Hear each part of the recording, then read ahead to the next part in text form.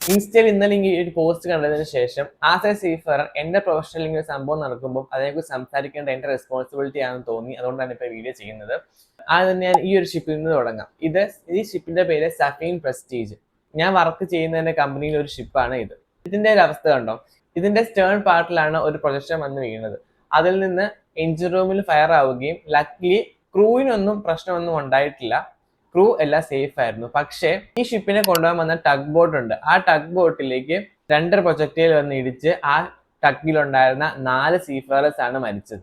ഈ ഒരു ഇൻസിഡന്റ് മാത്രമല്ല, സ്ട്രേറ്റ് ഓഫ് ഹോർമസിൽ വെച്ച് ഇതുവരെ ഒഫീഷ്യലി 17 ഷിപ്സിന്റെ ഇൻസിഡൻസ് ആണ് റിപ്പോർട്ട് ചെയ്തിരിക്കുന്നത്. അതിൽ തന്നെ 6 സീഫേറേഴ്സ് മരിച്ചിട്ടുമുണ്ട്, ഒരാള് മിസ്സിംഗുമാണ്. ഈ കാര്യങ്ങളൊക്കെ ഞാൻ പറഞ്ഞിട്ടാണ് നിങ്ങൾ അറിയുന്നതെങ്കിൽ ഈ ന്യൂസ് അത്ര സ്പ്രെഡ് ആയിട്ടില്ല എന്നാണ് അതിന്റെ അർത്ഥം. അഥവാ നിങ്ങൾ അറിഞ്ഞിട്ടുണ്ടെങ്കിൽ ശ്രദ്ധിക്കാണ്ട് പോയതും ആവാം.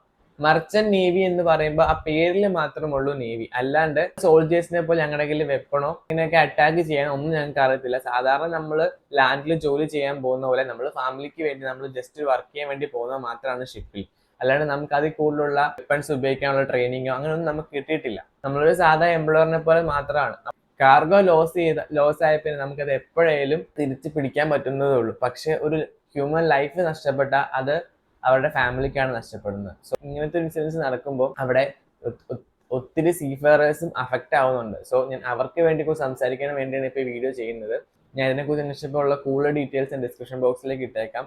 സമയമുള്ളവർ ജസ്റ്റ് അതും കൂടി ഒന്ന് വായിക്കുക.